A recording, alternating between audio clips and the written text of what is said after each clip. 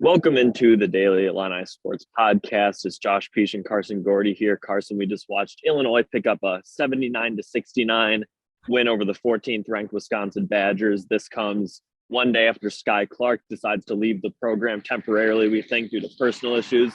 Carson, what did you think of the way Illinois played today against Wisconsin and the way they responded after having a key piece of their lineup step away from the team? Yeah, it seemed like a lot of the issues that Coleman Hawkins was talking about was that Brad wasn't hard enough on the freshmen, that there wasn't locker room, chemistry, or they didn't get along. But here's why they won. The veterans stepped up. Terrence Shannon looked pretty good today. This looked like, a kind of Texas overtime performance. Coleman Hawkins looked like Steph Curry. I mean, he was draining a bunch of 3-point shots. And then Matt Meyer played phenomenal as a glue guy. I mean, 10 points, got to the free throw line 6 times. This is what you need. This is how championship teams win. Villanova, Virginia, the old Wisconsin teams. You had veterans that step it up. Illinois had that today. I think it's worth mentioning that yesterday afternoon we recorded a podcast talking about, Illinois as far as Skyy leaving the program and a little bit of a preview for Wisconsin. But unfortunately, we weren't able to post it because we were under the impression that Skyy was transferring. So we, gave predictions and stuff. And to your credit, Carson, you made a good point that Illinois cannot win when they're relying on Matthew Mayer to be the leading scorer type of guy. We said that he came over here to be a glue guy, to, score maybe like 7 to 9, maybe 10 points and play good defense. And that's exactly what we saw today, right? He was great in transition. He hit a 3 when he needed to. He was pretty good on the glass defensively. But that's what he needs to do for Illinois to win. So that on top of the veterans stepping up, I thought was great. Yeah, it's Terrence Shannon. I mean, he got to the free throw line 12 times against the Badgers. That's what he did against Kansas in the secret scrimmage. That's what he did earlier in the season, and that's what made him look like a first-round pick. Terrence Shannon, the sky's the limit with his potential. He just needs to hone in at what he does best, and that's what he did today. He drove to the rim. Credit to the veterans. I think you also got to shout out a few of the freshmen, specifically Jaden Epps and Sincere Harris. Yeah. Jaden Epps put up an extremely efficient 15 points. Was Did able you to see hit Harris some in the from 3. beginning of the game? He looked terrible. Oh, yeah. He was awful. He had 2 layups. quick baskets. He bricks a layup. He takes a terrible righty floater. He doesn't take a single shot the rest of the game. Yeah. He plays lockdown defense on Charlie Hepburn. He personally held him to like 2 or 4 points or something like that. Had a steal in the backcourt. I thought the 2 freshman guards were awesome. Freshman guards are great. They played their roles. Jaden Epps all year, we knew that he was a good shooter. He did his part. The way that Sincere Harris was playing on defense, though, in that second half, I mean, the roof was about to blow off at the State Farm Center. I mean, Robbie Hummel predicted it probably correctly. I mean, he's going to be one of the biggest headaches for Big Ten offenses for years to come. Everybody played great. That's the thing with the freshmen. We heard all the complaining that Brad wasn't hard enough on the freshmen. They don't play hard. What are they talking about? I mean, Ty Rodgers plays hard. Yes, he's offensively challenged, but Jaden Epps is a good, scorer. Sincere Harris plays great defense. The one missing piece was Skyy, and now, he stepped away from the program. The freshmen aren't the issue.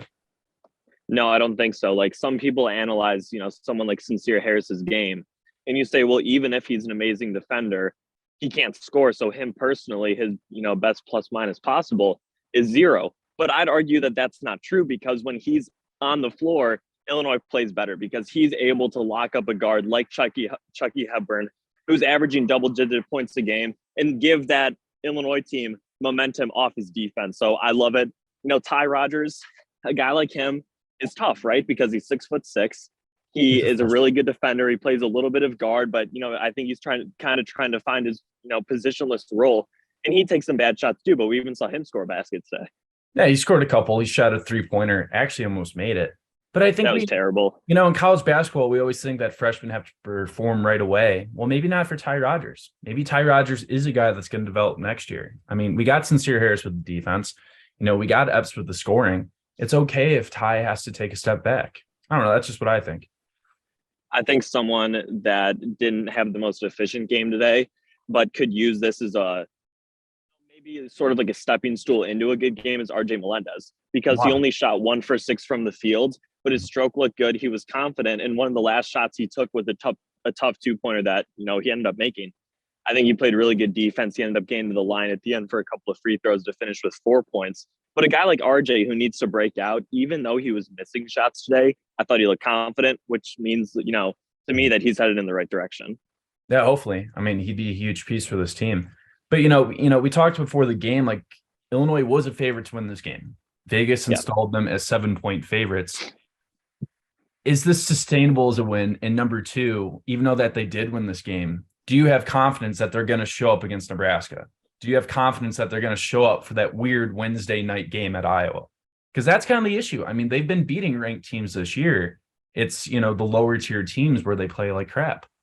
Yeah, we're going to have to see some real consistency out of this Illinois team, because you see them do things like beating, the 8th best team in the country in UCLA and Vegas in an emotional game. You see them coming back from behind at Madison Square Garden to beat Texas, but then after the Texas game, they turn around and they lose to Penn State right at home. So we're really going to have to see some consistency, because yes, Wisconsin is ranked. They're number 4 team in the country, but this was a home game and Wisconsin was missing arguably their best player in Tyler Wall. So even though you see this game is, the offense was much better with the spread offense, you fought through a lot of screens and played really good defense on Wisconsin's best players, you haven't proven it completely because you haven't showed consistency. So it's hard to tell for future games. I think the one thing that makes you feel good, though, is that Terrence Shannon can perform well against good teams. Yeah. Like, I think Terrence could probably do this every single game if he really needed to. Coleman Hawkins making 6 3-pointers, that's fantastic. But how often is that going to happen again this year? Right. I don't know, probably not. I mean, Shannon can get to the rim, though, every single game. Well, Shannon was able to exploit a Wisconsin team that had no matchup for him defensively. But for Terrence's sake, I think that happens a little bit more often than he realizes. Because, as we saw today, Carson, your outside game opens up when people get to the rim early. Even though he didn't make them, Ty Rodgers did get to the rim. Terrence Shannon got to the rim. Coleman Hawkins' first basket was a floater inside. That's how you open up your 3-point game, which is when we see people like Coleman make 6 open threes, right? Terrence Shannon actually makes the threes. So Carson with Skyy Clark leaving, the program temporarily or however long it may be, someone's got to fit in that point guard role, because up until the last couple of games, Skyy Clark was starting. We thought he could be a facilitator. He didn't fit into the role well. So, who do you think facilitated well for Illinois today, and who's going to take the role moving forward? Yeah, I think it's going to be, facilitator by committee. Like we saw, Meyer, played pretty well, had 3 assists. I mean, Terrence Shannon did spread out the ball. I mean, he was driving to the rim and then would dish it out to, an open Coleman Hawkins. I think it's going to be, a lot of guys. I think you're going to see Epps step it up. I think you're going to see Shannon. I don't think there's going to be one single guy that's like a Steve Nash and Andre Curbelo, where it's their job to get others involved. Yeah, I think we're really, like you said, going to have to just see a point guard, by committee type of offense, because even though it was Matt Mayer today, I could see Jaden Epps taking the role in the future. I could see Terrence Shannon bringing the ball up. Even when Coleman's on his game, he's a great passer, right? Oh, absolutely. Like sometimes he makes really stupid decisions, whether it's an inbound pass, throwing it in, to the other team, or he assumes Dane Dange is a little quicker than he is. Yeah. But I could see him, being a facilitator too. So I think it just shows that, like, Brad, in a way, coming into this year, was trying to play positionless basketball, and the point guard might be the main spot in that positionless basketball that he's talking about. Yeah, I mean, that's kind of like the one missing link maybe with this team. But, today it looked fine because the veterans decided to wear their big boy pants and play hard. On the defensive side of the ball, I wanted to ask you, because Stephen Kroll ended up with 22 points, I believe it was, for Wisconsin. He was only 1 for 7 from 3, but he really attacked Illinois inside. And a lot of that came in the second half on Coleman Hawkins when Dane Deja was in foul trouble. So, like, if Illinois is going to run into another team with these type of big guys, like, what Purdue. Do they have to do to contain them? Like, is it going to be, Coleman? Is it going to be Dane? What are they going to have to do? A lot of those times with the big men, like, they're going to score. Like, that's why teams get them, because they are unstoppable. I think the job is you allow them to score 18, but don't let them score 30. It's kind of just slow them down. I mean, great job that, Kroll took 7 3-point attempts. I mean, that's what you have to do, is try to push these guys outside as much as possible. Yeah, I mean, I think with the guard position, they pretty much know what they're doing. Like, Sincere did a very, very good job on Hepburn. Brad was able to switch Terrence Shannon Jr. onto him for a little bit too, which I thought was a very good coaching decision. I don't think that there's been like a small forward or anything that's been able to kill Illinois this year. So I thought that's been good. But the center position does worry me because, like you said, what happens when you run into a guy like Zach Edey in Purdue? He scores 25, and you hope that Terrence scores, and you hope that Coleman makes some 3-pointers. I mean, there's a reason why they're a top 5 team. I mean, nobody stops Zach Edey. So for Illinois you kind of have to make it up in other places. I'm not a basketball coach. I don't know. I think you kind of just have to tip your hat to Zach Edey. You got to. It's kind of like what teams did to Kofi last year, right? Oh, yeah. Like let's take the Houston game for example.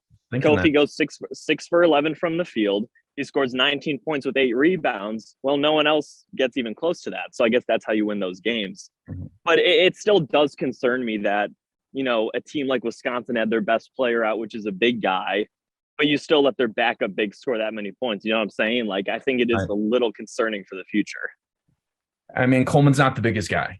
I mean, no. Yeah, you're right. Dane's going to have to step it up big time. Dane did not have a great game today, but, you kind of see the pieces. I mean, he's phenomenal footwork, inside an offense, and he's a boulder down low. So, yeah. I think that, with that being said, like, yes, Wisconsin had their best player out, but Illinois' fan base especially can just calm down a little bit and think, okay, maybe this team could squeak into the tournament still. Like, maybe they're not as bad as a team that's losing to Northwestern. Because after Northwestern, Carson, like on the podcast we recorded but didn't post yesterday, we were talking like this might be a fringe NIT team where now they, beat a definite tournament team in Wisconsin. No, they're not an NIT. No, they are a very, very, very scary 8 seed. Like I could see this team getting an 8 or a 9 seed and then beating 1 seed UConn in the round of 32. That's not the issue with Brad Underwood. I mean, the guy's 12-5 against top 10 teams. That's not the issue. The problem is, losing to Missouri by 30. It's, sleepwalking against Penn State at 11 a.m. That's kind of our issue with Brad Underwood's program at times. I mean, they're always going to show up against Wisconsin. Let's see how they play against Nebraska. I mean, Nebraska is a team that has scared Illinois the past 2 seasons in Lincoln. Remember, Iowa Sumu had to go into overtime last year with Kofi Coburn. I think they were down at halftime. So, honestly, I think you probably judge the Nebraska game better. Looking at the Illinois team, like Brad Underwood's been able to make adjustments, but it's games like the Missouri game that are kind of like, okay, it stunk that Illinois lost by 30, but it really proved the point that something needed to change, right? And with Missouri, it was on both sides of the ball. On defense, it was like, we have to stop the switch everything defense. We have to create better matchups for ourselves so we can hold a team down to points. Where on the offensive level, it was just like, I don't know if we have to try the spread, but we have to try something new. Well, now we're kind of seeing that, right? Because with the defense, you saw them, Illinois, the entire game, especially Terrence Shannon Jr. and Sincere Harris fighting through screens and forcing really tough shots for Wisconsin. But we've kind of seen this a couple days in a row now. Like they gave up 73 points to Northwestern, but that was still like a decent defensive effort until the end. It was the offense that was the problem. Well, today he scored 79 points. So the offense looks like they're in the right direction as well. It also helps when Wisconsin doesn't get 40 free throw attempts like Northwestern. Right. I mean, Illinois didn't have a chance against the Wildcats. Was the 40 free throw attempts, though, that confused me a little bit because I didn't think that they were fouling, every single time down the court. Like, obviously, you look back, at the stats and you see, okay, they got to the line that much. But was that like – they just played smart. No, I think the Wildcats drew them in. I think they lured them in. I mean, they're just kind of like drawing fouls. I mean, that's the kind of game you just want to forget. Yeah. What are you going to do? It just goes back to show like the team bounced back really nicely. Like we said, very bad loss against Northwestern. You have your 5-star freshman point guard that's started 12 games or whatever, leave the program. But despite that, you're able to bounce back, beat a pretty good Wisconsin team and get you back on track. Good Wisconsin team. Hey, since we've been in college, Illinois has not lost to Wisconsin. No. That's crazy. Before that, I think they lost like 14 straight times. I think that they're 2-2 in football. Since our freshman year, we're seniors now, and they have not lost a single time in basketball. Take that, Madison.